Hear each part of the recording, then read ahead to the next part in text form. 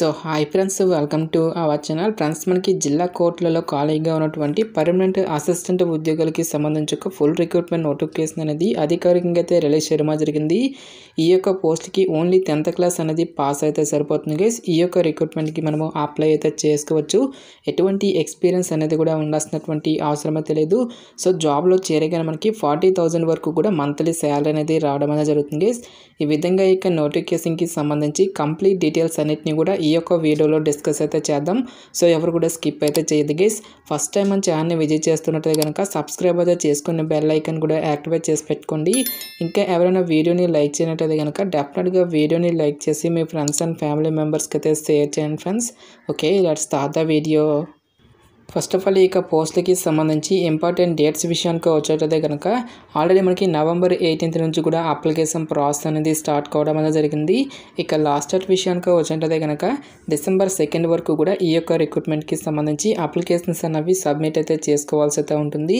So ఇక పోస్ట్లకి సంబంధించి hall tickets అనేవి మనకి December 9th నుంచి కూడా అఫీషియల్ వెబ్సైట్లో అయితే పెట్టడం అనేది జరుగుతుంది. నెక్స్ట్ రిటర్న్ ఎగ్జామినేషన్ అనేది మనకి December 15th స్కిల్ టెస్ట్ అనేది కూడా మనకి సేమ్ డేనా కండక్ట్ చేస్తామని చెప్పేసి మనకి టెంటేటివ్ డేట్ షెడ్యూల్ అనేది కూడా నోటిఫికేషన్లో క్లియర్గా మెన్షన్ చేయడం జరిగింది. సో ఇక నోటిఫికేషన్ ద్వారా భర్తీ చేసినటువంటి ఈ యొక్క పోస్ట్కి సంబంధించి అప్లై చేసుకోవడానికి మీకు ఉండాల్సినటువంటి ఏజ్ లిమిట్ విషయానికి వచ్చేట్లయితే కనుక సో మీకు మినిమం ఏజ్ అనేది 18 years అయితే కంప్లీట్ అయి ఉండాలి. జనరల్ అభ్యర్థులు అయితే కనుక 34 years వరకు కూడా అప్లై అయితే చేసుకోవచ్చు. SC, ST, OBC, EWS candidates ఎవరైతే ఉంటారో ఈ యొక్క క్యాండిడేట్స్కి అడిషనల్గా మనకి ఏజ్ రిలాక్సేషన్ అనేది కూడా ఇవ్వడం జరిగింది. ఈ యొక్క క్యాండిడేట్స్ వచ్చేసరికి 39 years వరకు కూడా అప్లై చేసుకోవడానికి ఛాన్స్ అనేది కల్పిస్తూ ఉన్నారు. నెక్స్ట్ ఈ యొక్క పోస్ట్కి సంబంధించి అప్లికేషన్ ప్రాసెస్ విషయానికి వచ్చేట్లయితే కనుక ఓన్లీ ఆఫ్లైన్లోనే అప్లై చేసుకోవాల్సి అయితే ఉంటుంది. అప్లికేషన్ ఫీజుకి సంబంధించిన డీటెయిల్స్ కనుక చూసుకున్నట్లయితే కనుక SC, ST క్యాండిడేట్స్ వచ్చేసరికి ఓన్లీ 400 rupees అనేది పే చేస్తే సరిపోతుంది. సో రిమైనింగ్ కేటగిరీకి చెందినటువంటి OC, BC క్యాండిడేట్స్ అందరూ కూడా 800 rupees అప్లికేషన్ ఫీజు అనే దాన్ని డిమాండ్ డ్రాఫ్ట్ రూపంలో ఈ యొక్క అమౌంట్ అనేది పే చేయాల్సి అయితే ఉంటుంది. సో ఇక డీడీ అనేది ఏ విధంగా తీయాలి అని చూసుకున్నట్టయితే కనుక సో మీకు దగ్గరలో ఉన్నటువంటి ఏదైనా ఒక నేషనలైజ్డ్ బ్యాంకుకి వెళ్ళి the secretary district legal service authority Nalgonda payable at Nalgonda అనేటువంటి ఈ యొక్క పేరుపై మీరు అక్కడ డీడీ అనేది తీసి అక్కడ డీడీ రిసిప్ట్ని కూడా మీరు అప్లికేషన్ ఫామ్తో పాటు కూడా సెండ్ చేసుకోవాల్సి అయితే ఉంటుంది. గ్యాస్ మనకి ఈ యొక్క నోటిఫికేషన్ ద్వారా రికార్డ్ అసిస్టెంట్ ఉద్యోగాలతో పాటు టైపిస్ట్ కమ్ అసిస్టెంట్ అనేటువంటి ఈ యొక్క ఉద్యోగాలతో రిక్రూట్మెంట్ అయితే చేయడం జరుగుతుంది. సో ఏ క్యాస్ట్ వరకు ఎన్నెన్ని వేకెన్సీ అనేవి కేటాయించినటువంటి డీటెయిల్స్ను కూడా నోటిఫికేషన్లో క్లియర్గా మెన్షన్ చేయడం జరిగింది. So post work essential educational qualification కనుక చూసుకున్నట్టయితే కనుక రికార్డ్ అసిస్టెంట్ అనేటువంటి ఈ యొక్క పోస్టులకు వచ్చేసరికి ఓన్లీ 10th క్లాస్ అనేది పాస్ అయితే సరిపోతుంది గైస్. ఈ యొక్క జాబ్స్కి మనము అప్లై అయితే చేసుకోవచ్చు. ఎలాంటి ఎక్స్పీరియన్స్ అనేది కూడా ఉండాల్సినటువంటి అవసరం అయితే లేదు. నెక్స్ట్ టైపిస్ట్ కమ్ అసిస్టెంట్ ఉద్యోగాలకు వచ్చేసరికి must have passed degree in arts or science or commerce or law అని చెప్పేసి మెన్షన్ చేయడం జరిగింది. సో ఇక్కడ ఇచ్చేటువంటి ఈ యొక్క బ్రాంచెస్లలో ఎవరైతే బ్యాచిలర్స్ డిగ్రీ అనేది కంప్లీట్ చేసినటువంటి క్యాండిడేట్స్ ఉంటారో ఆ యొక్క క్యాండిడేట్స్ మాత్రమే ఈ యొక్క జాబ్స్కి అప్లై చేసుకోవాల్సి అయితే ఉంటుంది. సో దీంతో పాటుగా మనకి టైపింగ్కి సంబంధించి హయ్యర్ గ్రేడ్కి సంబంధించినటువంటి స్కిల్స్ ఉన్నా లేదంటే లోవర్ గ్రేడ్కి సంబంధించి టైపింగ్కి సంబంధించినటువంటి స్కిల్స్ అయినా మాత్రం డెఫినెట్గా అయితే మీకు ఉండాల్సి అయితే ఉంటుంది. నెక్స్ట్ కంప్యూటర్ అప్లికేషన్కి సంబంధించి నాలెడ్జ్ అనేది కూడా ఉండాలి అని చెప్పేసి ఇక్కడ మనకి జాబ్ డీటెయిల్స్లోనే క్లియర్గా మెన్షన్ చేయడం జరిగింది. సో ఇక పోస్ట్కి సంబంధించి సెలక్షన్ ప్రాసెస్ అనేది ఏ విధంగా ఉంటుంది అని చూసుకున్నట్టయితే కనుక OMR బేస్డ్లో ఈ యొక్క పోస్ట్కి సంబంధించి రిటర్న్ ఎగ్జామినేషన్ అనేది కండక్ట్ చేయడం జరుగుతుంది. సో టాపిక్స్ కనుక చూసుకున్నట్టయితే కనుక 40 క్వశ్చన్స్ అనేవి మనకి జనరల్ నాలెడ్జ్ నుంచి జనరల్ ఇంగ్లీష్ నుంచి 40 క్వశ్చన్స్ అనేవి రావడం జరుగుతుంది. ఈ విధంగా మనకి టోటల్గా 80 మార్క్స్కి అయితే ఈ యొక్క టెస్ట్ అనేది కండక్ట్ చేయడం జరుగుతుంది. ఎగ్జామినేషన్ లాంగ్వేజ్ విషయానికి వచ్చినట్లయితే కనుక ఓన్లీ ఇంగ్లీష్ లాంగ్వేజ్లో మాత్రమే మనకి ఈ యొక్క క్వశ్చన్స్ అనేవి రావడం అనేది జరుగుతుంది గైస్. సో ఎవరైతే ఇక రిటర్న్ ఎగ్జామినేషన్ని క్లియర్ చేసినటువంటి క్యాండిడేట్స్కి ఫర్దర్గా మనకి స్కిల్ టెస్ట్ అనేది కూడా కండక్ట్ చేయడం జరుగుతుంది. ఈ యొక్క స్కిల్ టెస్ట్ అనేది మాత్రం జస్ట్ క్వాలిఫై నేచర్లో మాత్రమే ఉంటుంది గైస్. ఫైనల్ మెరిట్ అనేది మాత్రం ఓన్లీ రిటర్న్ ఎగ్జామినేషన్లో వచ్చేటువంటి మార్క్స్ని బేస్ చేసుకుని అభ్యర్థులను అయితే షార్ట్ లిస్ట్ అయితే చేయడం జరుగుతుంది. నెక్స్ట్ రికార్డ్ అసిస్టెంట్ పోస్టులకు కూడా మనకి సేమ్ సిలబస్ అనేది ఇవ్వడం జరిగింది. టోటల్గా మనకి 90 మినిట్స్ పాటు కూడా ఈ యొక్క టెస్ట్ అనేది కండక్ట్ చేయడం జరుగుతుంది గైస్. సో ఇక రికార్డ్ అసిస్టెంట్ పోస్టులకు వచ్చేసరికి ఎవరైతే రిటర్న్ ఎగ్జామినేషన్ని క్లియర్ చేసినటువంటి క్యాండిడేట్స్కి ఫర్దర్గా మనకి ఇంటర్వ్యూ అనేది కండక్ట్ చేసేసి ఈ యొక్క వేకెన్సీస్కి ఎంపిక అయితే చేయడం జరుగుతుంది. సో ఇక్కడ మనకి మినిమం క్వాలిఫై మార్క్స్ అనేవి కూడా ఇవ్వడం అనేది జరిగింది గైస్. నెక్స్ట్ ఈ యొక్క పోస్టులకి సంబంధించి అప్లికేషన్ ప్రాసెస్ విషయానికి వచ్చేట్లయితే కనుక ఓన్లీ ఆఫ్లైన్లోనే అప్లై చేసుకోవాల్సి అయితే ఉంటుంది. ఈ యొక్క అప్లికేషన్ ఫామ్ లింక్ అనేది డైరెక్ట్గా డిస్క్రిప్షన్లోను కామెంట్ సెక్షన్లో అయితే ప్రొవైడ్ అయితే చేస్తాను guys.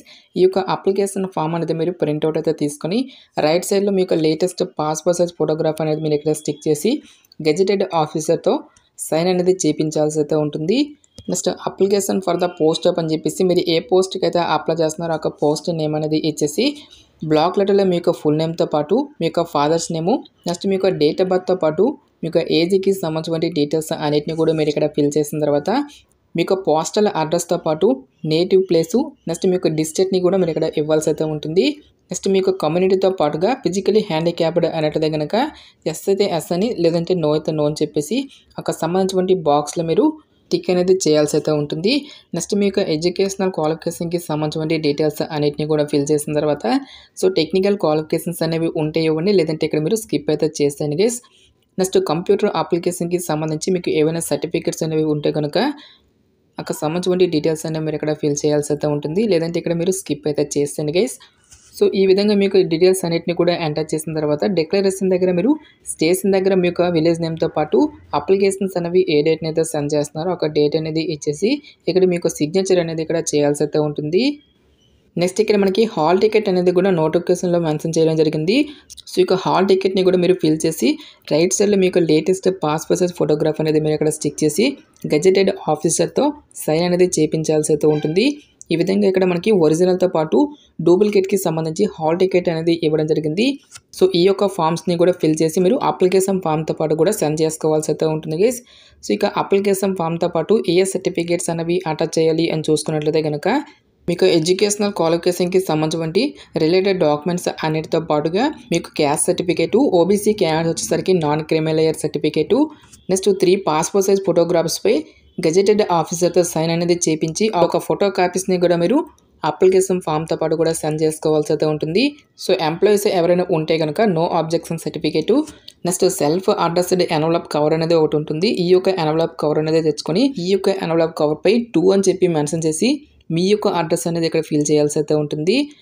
So 30 rupees postal stamp అనేది ఉంటుంది.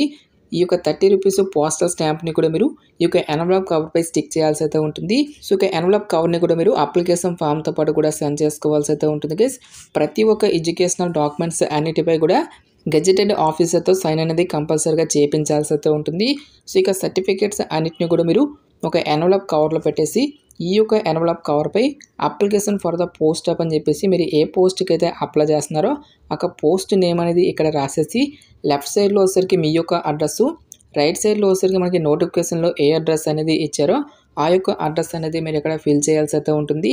సో ఇక అప్లికేషన్స్ అనేవి ఏ అడ్రస్కి సెండ్ చేసుకోవాలి అని చూసుకున్నట్లయితే కనుక to the chairman district legal services authority న్యాయ సేవా Sadan district court premises Nalgonda అనేటువంటి ఈ యొక్క అడ్రస్కి మీరు అప్లికేషన్స్ అనేవి కొరియర్ ద్వారా కానీ రిజిస్టర్డ్ పోస్ట్ ద్వారా కానీ ఈ యొక్క అప్లికేషన్స్ అనేవి December 2 లోపు ఈ యొక్క రిక్రూట్మెంట్కి సంబంధించి అప్లికేషన్స్ అనేవి సెండ్ చేసుకోవాల్సి అయితే ఉంటుంది. సో ఇక పోస్ట్కి సెలెక్ట్ అయినటువంటి క్యాండిడేట్స్కి జాబ్ పోస్టింగ్ అనేది కూడా నల్గొండలోనే ఉంటుంది కాబట్టి ఎలిజిబిలిటీ ఉన్నటువంటి ప్రతి ఒక్క క్యాండిడేట్ కూడా ఈ యొక్క రిక్రూట్మెంట్కి అప్లై అయితే చేసుకోండి.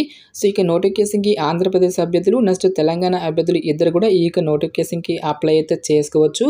సో ఇక నోటిఫికేషన్కి సంబంధించిన లింక్స్ అన్నిటిని కూడా వీడియో డిస్క్రిప్షన్లోను కామెంట్ సెక్షన్లో అయితే ప్రొవైడ్ అయితే చేస్తాను గైస్. ఇంకా ఈ యొక్క నోటిఫికేషన్కి సంబంధించి మీకు ఎటువంటి డౌట్స్ వచ్చినా సరే నాకు కామెంట్ సెక్షన్లో కామెంట్ అయితే చేయండి. ఇటువంటి మరిన్ని జాబ్ అప్డేట్స్ కోసం మన ఛానల్ని సబ్స్క్రైబ్ చేసుకుని బెల్ ఐకాన్ కూడా యాక్టివేట్ చేసి పెట్టుకోండి. సో ఇది ఫ్రెండ్స్ ఇవాళ వీడియో. రేపు మరొక మంచి జాబ్ అప్డేట్తో మళ్ళీ మీ ముందుకు రావడం అనేది జరుగుతుంది. Thanks for watching. Have a nice day.